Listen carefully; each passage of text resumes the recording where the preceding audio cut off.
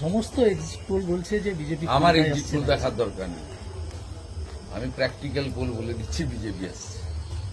এত high অ্যান্ডকে incumbency আমি 11তেই দেখিনি, কিন্তু 11তে পরিবর্তনের অনেকের মধ্যে একজন ছিল না, দেখি। দাদা মমতা ব্যানার্জি আজও আবার বলছেন 226 সিট নিয়ে ক্ষমতায় ফিরছে। এমন 300 বলেছেন, 230 পেরিয়ে যেতে পারে। না বলেছে 300 পেলেও অবাক হব না। 300 কেন বলছেন, ঘুমানো দরকার না। দাদা এত টেন্সড হয়ে যাচ্ছেন কেন? দাদা নন্দীগ্রাম না ভবানীপুর কোনটা লড়াই করা সহজ ছিল, কি বলবো? নন্দীগ্রাম না কোনোটাই কঠিন ছিল না। হিন্দুরা ঝাঁটিয়ে ভোট দিয়েছে এবং হিন্দু স্বার্থ রক্ষাকারী, বেকার যুবকদের স্বার্থ রক্ষাকারী, নারী সুরক্ষা প্রদানকারী নরেন্দ্র মোদীজির আশীর্বাদ জন্য একটি রাষ্ট্রবাদী সরকার তৈরি হতে চলেছে, যে সরকার সকলে বহুজন হিতায় বহুজন সুখায় সকলকে ভালো রাখে। দাদা মুখ্যমন্ত্রী বলেছেন যে দলীয় কর্মীদের মুসলমানদের ভোট ছাড়া তাও পুরো ভোট পায়নি। আপনি দেখবেন এই যে আজকে একটু আগে চাণক্য দিয়েছে 8% মুসলিম বিজেপিকে ভোট করেছে। এখানেও আমি গতবারে 400 পেয়েছিলাম। আমার বিশ্বাস, আমি প্রাথমিকভাবে ভেবেছিলাম যে আমি 2000 মতো মুসলিম ভোট পেয়েছি। আমি নিজে বুথ ওয়াইজ হিসাব করলাম আমার নন্দীগ্রামের সবাইকে নিয়ে, এটা শেষ করলাম এক্ষুনি রিভিউটা। তা কাউন্টিংয়ের প্রস্তুতিও নিলাম নন্দীগ্রামে। তা আমি 4000 মতো মুসলিম ভোট পেয়েছি।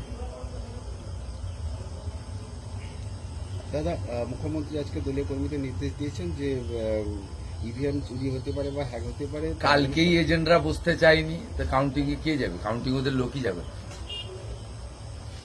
কাউন্টিংয়ে লোক যাবে না, কাউন্টিংয়ে লোক যাবে না। আপনি দেখবেন সকাল থেকে কি অবস্থা হবে।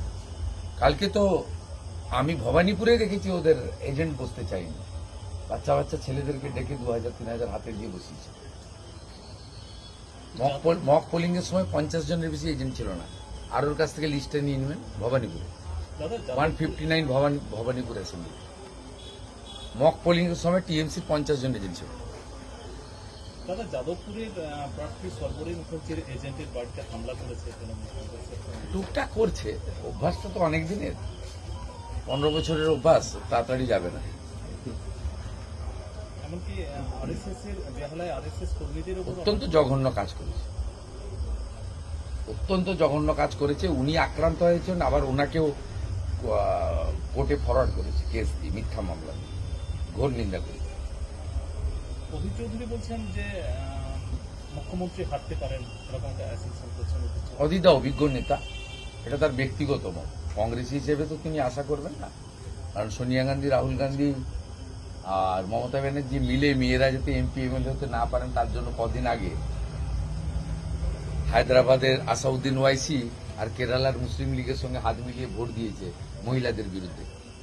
এটা ওনার পার্টি লাইন নয়, এটা অভিজ্ঞ নেতা, ব্যক্তিগতভাবে তিনি তার মতামত প্রকাশ করেছেন, শ্রদ্ধেয় নেতা বটে।